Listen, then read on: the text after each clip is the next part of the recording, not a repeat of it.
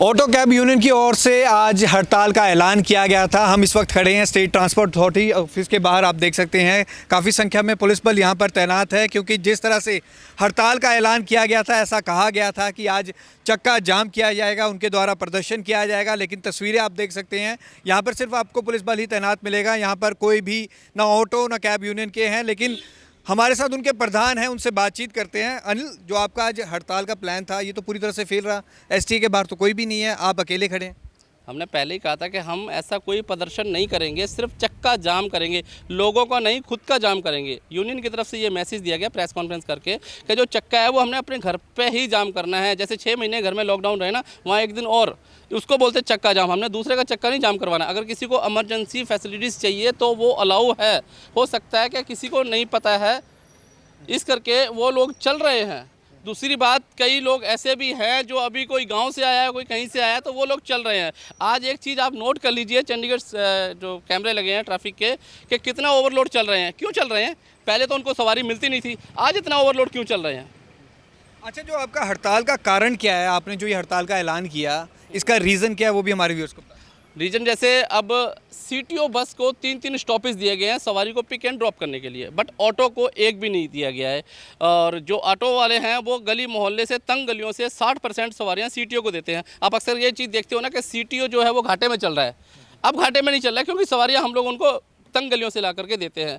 Second, जैसे आपको पता है कि चंडीगढ़ की जो पार्किंग है, जो प्राइवेट पार्किंग है, वहाँ पर 10 मिनट का ऑटो वालों को, टैक्सी वालों को फ्री होता है। लेकिन ऑटो की पार्किंग ली जाती है 28 रुपये, और कार की भी ली जाती है, जबकि फ्री होना चाहिए। नियम के अनुसार पार्किंग नियम होता है, उसके अकॉर्डिंग फ्री है। सेकंड, जैसे आपको पता है कि जो इन ड्राइव जो चल रहे हैं वो ऑथोराइज नहीं है, वो पीली प्लेट नहीं है उन पर, तो वो भी चल रहा है इलीगल तौर पर। कुछ प्राइवेट वाहन है जो उसमें ऐड किया हुआ है। सेकंड, जैसे आपको पता है कि पेट्रोल सीएनजी गैस के जो रेट बढ़ गए हैं, तो अभी हमारा उतना रेट, हमारे को उतना मार्जिन नहीं मिल पा रहा है जितना कि पहले मिलता था। डीजल ऑटो पहले चलते थे, अच्छा मार्जिन मिलता था, लेकिन फिर प्रशासन ने अपना ऑटो बंद करवा दिया डीजल, क्योंकि वो प्रदूषण करते थे। अब उन्होंने फिर उसको एलपीजी में करवाया, फिर आज सीएनजी चल रहे हैं। तो अब एक सवारी से, आप खुद एक सवारी की बाइट ले लीजिए, सवारी से पूछ लीजिए कि जहाँ पर वो 10 रुपये देते थे, वहाँ क्या वो 20 रुपये देंगे? हम ऑटो वाले की खासियत देखिए, आप हाउसिंग बोर्ड चले जाइए, हाउसिंग बोर्ड से पीजीआई की दूरी लगभग 9 किलोमीटर है, फिर भी हम लोग 30 रुपये ही ले रहे हैं। 9 किलोमीटर का 30 रुपये कौन लेता है? आप खुद देख लीजिए। और हम अभी भी कह रहे हैं, क्योंकि पंजाब हरियाणा हाई कोर्ट ने 2019, 18 और 19 में एक फैसला दिया था कि ट्राई सिटी के समस्त ऑटो चालक एक मीटर लगाएंगे और मीटर के अकॉर्डिंग चलेंगे। बट मीटर का रेट है वो क्या है, चंडीगढ़ के लोगों को ही नहीं पता है। यहाँ पर आप एसटी के सामने खड़े हैं, इन्होंने ही रेट इशू करा था 2009 में, पहला किलोमीटर 14 और उसके बाद 7। उसके बाद रेट में कुछ भी इजाफा नहीं किया गया। उसके बदले में इजाफा क्या हुआ है? पेट्रोल और गैस का। अच्छा, हमारे साथ ओला उबर के भी हैं गुरमीत, जिस तरह से आपकी ये स्ट्राइक कॉल की गई थी, आपके भी ओला उबर के लोग यहाँ पर नहीं दिखाई दे रहे, आपका क्या कहना है? सर, हमारा जो ओला उबर की गाड़ियाँ हैं टोटली बंद है आज। मेरे ख्याल से तकरीबन 2%, वो भी 2% भी जो चोरी छिपे चला रहे हैं, जहाँ जिनको इमरजेंसी है, ठीक है, कि किसी को हॉस्पिटल जाना है, किसी को अपने घर की इमरजेंसी है, सिर्फ वो गाड़ियाँ चल रही है। अदरवाइज़ टोटली आपको मैंने चेक करवा दिया कि गाड़ी अवेलेबल नहीं है। तो दूसरा है हमारा जो रेट काट के है, कंपनीज़ को इन जो चक्का जाम की है खबर वो पहुंच चुकी थी, ठीक है, कि चक्का जाम है। उन्होंने उससे पहले ये जुमला फेंका है रेट बढ़ाने का, मतलब कि जुमला है वो बढ़ाए नहीं है, सिर्फ नाम के ही बढ़ाए है कंपनीज़ ने, ठीक है, ओला और उबर ने, ठीक है, बल्कि रेट कार्ड में कोई भी इजाफा नहीं है। दोनों कंपनियों ने इंडिकेशन दे दी है। और यहाँ चंडीगढ़ गवर्नमेंट ने जो है एक रेट ऐलान किया है 35 रुपये पर किलोमीटर, ठीक है।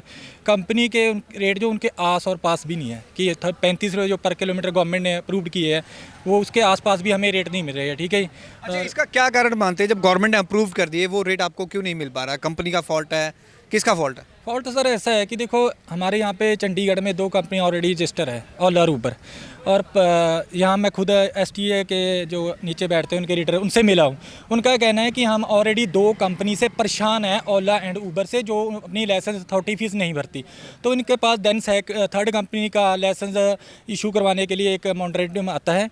तो वो कहते हैं वो पहले अपनी गाइडलाइंस फॉलो करेंगे। आप खुद सोचो, जो कंपनी रजिस्टर नहीं हुई है उसमें आज इतने अनलीगल काम हो रहे। अभी मैं खरड़ से यहाँ आया हूँ, आज हमने सुबह 2 गाड़ियाँ पकड़ाई जो वाइट प्लेट नंबर, जिनकी आरसी को एडिट करके ओला उसमें इन ड्राइवर कंपनी में अटैच आउट किया जाता है। मान लो कल कोई भी गाड़ी में कोई भी अन्यथा किसी कस्टमर के साथ कुछ भी ऊंच नीच हो जाए तो क्या इसका प्रशासन लेती है जिम्मेवारी? जो इसको कंपनी को ऑथराइजेशन दे रही है, और मुझे एसटी का कहना है कि हमें प्रेशराइज़ किया जा रहा है एमबीए के द्वारा, ठीक है। तो अब उसमें आप इतना मतलब कि मैंने आपको सारे मतलब कि रिटर्न में दिए है, जो गाड़ियाँ पकड़ी है उसका सारी डिटेल आपको दी है, पहले ही बताया था। पर प्रशासन उस कंपनी पे कोई भी लगाम नहीं कस रही है। वो कंपनी के कारण आज ऑटो और टैक्सी ड्राइवरों के बीच में जो है मतभेद पड़ चुका है। अच्छा, आपके इस स्ट्राइक करने से, इस चक्का जाम करने से जो लोगों को ऑटो और कैब की सुविधा नहीं मिल रही, इससे क्या फ़ायदा होगा? आम लोग तो दुखी हैं। बिल्कुल ही आप चेक करो कि आज कैब के रेट 1500 रुपये हो रखे हैं, क्या कस्टमर भरता नहीं है? तो ये कंपनीज लेती नहीं है रेट, ठीक है। ये मतलब कि आप लगा लो ये कंपनी में 50 रुपये में कैब मिल रही है और वहीं पे ऑटो का रेट है 100 रुपये, ठीक है। तो कस्टमर किसे प्रेफरेंस करेगा? कैब को ही प्रेफरेंस करेगा। कैब 50 रुपये में मिल रही है और ऑटो 100 रुपये में मिल रही है। और दूसरी बात है, गाड़ी हमारी है, लेते हम हैं, टैक्स हम पे करते हैं, पेपर हम रिन्यू करवाते हैं, इंश्योरेंस हम करवाते हैं। एक कंपनी एक कस्टमर के हाथ में रेट दे रही है, कस्टमर रेट डालेगा, हमें कहाँ कितने रुपए में लेकर जाना है, ठीक है। ये देन ये कंपनी को ये सिस्टम अपना ख़त्म, वैसे तो मेरे ख्याल से ये कंपनी ही बैन होनी चाहिए, जो कि अपने जो रूल रेगुलेशन फॉलो ही नहीं कर रही है, ठीक है। अब कुछ ये इन ड्राइवर कंपनी है जो अनलीगल चल रही है और सारी इसमें अनलीगल एक्टिविटी हो रही है, ठीक है। अब देन किसी भी कैब को आप अटैच कर लो, या प्राइवेट व्हीकल है उसको आप आजकल इतनी एप्लीकेशन आ रखी है कि अपनी आरसी को उसमें डालो, जो मर्जी नंबर एडिट करके डाल दो, कंपनी है जो प्रॉपर है उसके डॉक्यूमेंट। प्रशासन इस पर सख्त कार्रवाई क्यों नहीं करता? आपने मेमोरेंडम भी दिया था पिछले 2 हफ्ते पहले, तो क्या हुआ? उस पर कार्रवाई हुई कि नहीं हुई? आप हाई कोर्ट का भी रुख कर रहे हैं क्या उस पर? सर कंपनी ऐसे नहीं कार्रवाई कर रही, क्योंकि पहले कंपनी चल रही थी विदाउट कमीशन, ठीक है, बिना कमीशन के चल रही थी। अब इसने अपना जो कमीशन है 10% के करीब लगा दिया है। अब ये कंपनी जो है कमाने लगी है। जैसे ही इन्होंने अपना कमीशन लगाया है, वैसे ही आपको भी पता है जब कमीशन लगता है तो हर अफसर की जेबें गर्म होती है, ठीक है। नहीं तो आप खुद पूछो कि एक इनलीगल कंपनी में इतने इनलीगल काम चल रहे हैं, क्या प्रशासन को पता नहीं है इसके बारे में? हमने रिटर्न में दिया, बायस सारे चीज़ें सबूत के तौर पे इनको पेश किया है, पर इनका कहना है कि आप पकड़ो।